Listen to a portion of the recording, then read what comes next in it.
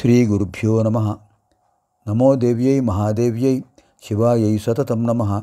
నమః ప్రకృత్యై భద్రాయై నియతాః ప్రణతాస్మతాం. అర్చనకాలే రూపగత, సంస్తుతికాలే శబ్దగత, చింతనకాలే ప్రాణగత, తత్వవిచారే సర్వగత. జ్ఞానానందమయం దేవం నిర్మలస్ఫటికాకృతిం ఆధారం సర్వవిద్యానాం హయగ్రీవముపాస్మహే. అచతుర్వదనో బ్రహ్మ ద్విబాహురపరో హరిః అపారలోచనశంభుః భగవాన్ బాదరాయణః. ఓం ఐం హ్రీం శ్రీం శ్రీమాత్రే నమః. ఓం ఐం హ్రీం శ్రీం శ్రీమాత్రే నమః. ఓం ఐం హ్రీం శ్రీం శ్రీమాత్రే నమః. ఓం ఐం హ్రీం శ్రీం శ్రీమాత్రే నమః. ఓం ఐం హ్రీం శ్రీం శ్రీమాత్రే నమః. ఓం ఐం హ్రీం శ్రీం శ్రీమాత్రే నమః. ఓం ఐం హ్రీం శ్రీం శ్రీమాత్రే నమః. ఓం ఐం హ్రీం శ్రీం శ్రీమాత్రే నమః. ఓం ఐం హ్రీం శ్రీం శ్రీమాత్రే నమః. ఓం ఐం హ్రీం శ్రీం శ్రీమాత్రే నమః. ఓం ఐం హ్రీం శ్రీం శ్రీమాత్రే నమః. ఇదానీం వయం సర్వే ద్వ్యధికశతతమ శ్లోకస్య తథైవ త్ర్యధికతమ శ్లోకస్య అధ్యయనం కర్వామః. ఇప్పుడు మనందరం 102, 103 శ్లోకాల్లో ఉన్న విశేషాలు తెలుసుకుందాం. ఈ 102, 103 శ్లోకాల్లో నామాలు లాకినీ స్వరూప వర్ణనం. లాకినీ స్వరూప వర్ణనం 98, 99 శ్లోకాల్లో డాకిని అమ్మవారి వర్ణనం చూసాం. అలాగే 100, 101 శ్లోకాల్లో అద్భుతమైనటువంటి రాకిణి అమ్మవారి యొక్క స్వరూపం గురించి తెలుసుకున్నాం.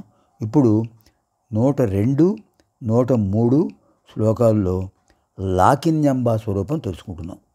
విశేషం ఏంటంటే మనకు డాకిని అమ్మవారి పేరులో కూడా అమృతాది మహాశక్తి సమృత అన్నప్పుడు షోడశ కళలు చెప్పారు.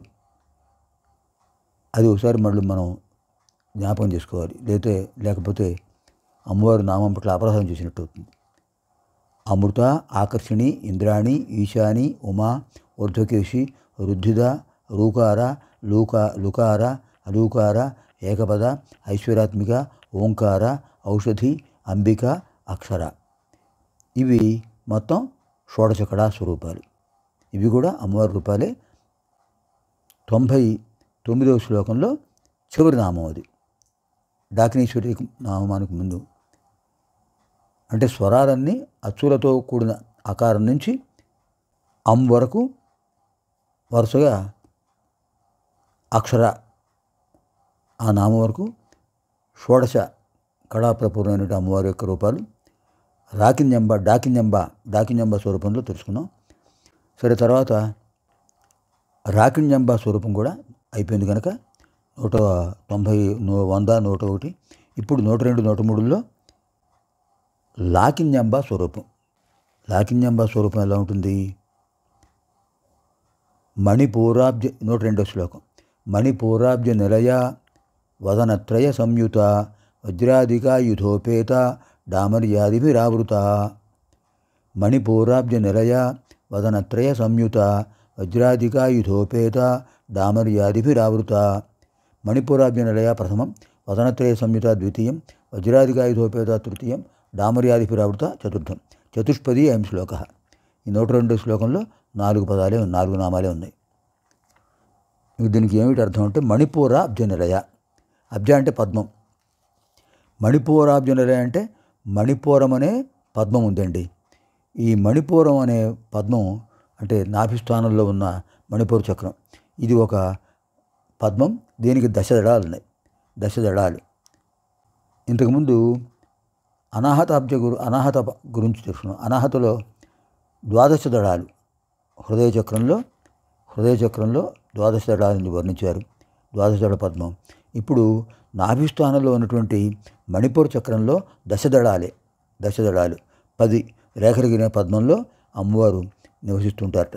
ఇప్పుడు లాకిని అమ్మవారు వర్ణం కదా. లాకిని అమ్మవారు హృదయోరభేద. లాకిని ఒక రూపం, లాకిని ఒక రూపం. రాకిణి స్వరూపం అయిపోయింది కనుక ఇప్పుడు లాకిన్యంబ స్వరూపిణి మణిపూర చక్రంలో ఉంటారు.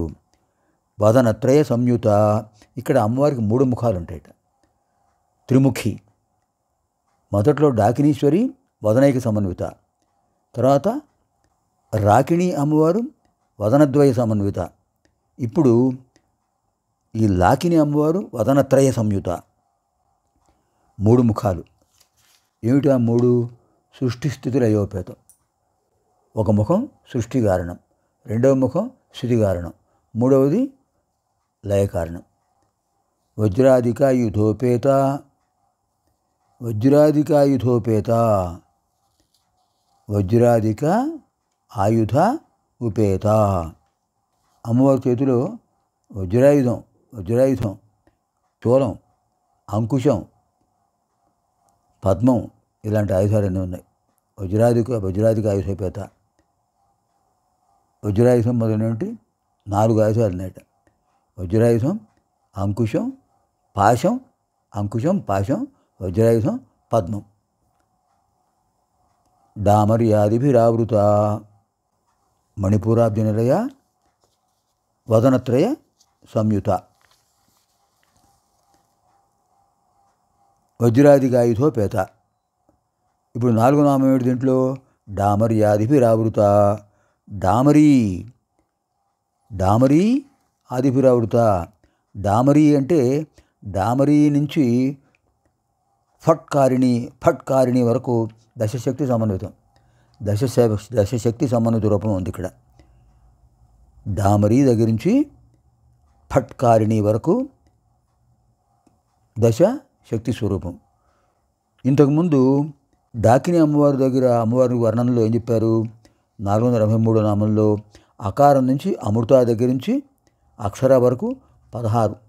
ఆ ఆ ఈ ఈ ఉ ఊ అరు అరు అలు అలు ఏ ఐ ఓ ఔ అం అహ అక్షర దగ్గర విసర్గ చెప్పుకోవచ్చు. అలా షోడశి 16 నామాలతో శక్తి స్వరూపాలు కనిపించాయి. తర్వాత మనం 491లో 91 శ్లోకంలో రాకిణి అమ్మవారి స్వరూపంలో ఏం చెప్పారు? కవర్గ చవర్గ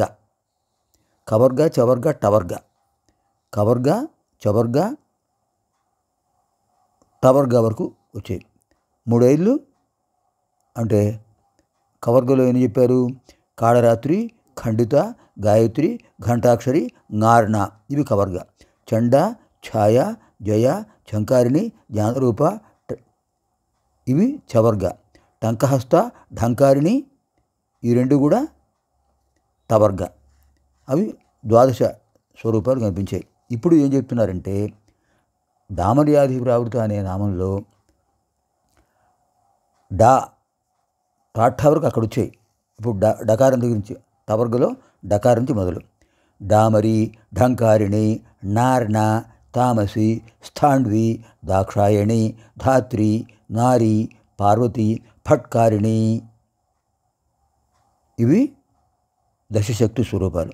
డామరి ప్రథమం, ఢంకారిణి ద్వితీయం, నార్ణ తృతీయం, తామసి చతుర్థం, స్థాండ్వి పంచమం, దాక్షాయణి షష్టం, ధాత్రి సప్తమం, నారి అష్టమం, పార్వతి నవమం, ఫట్కారిణి దశమం. దశపది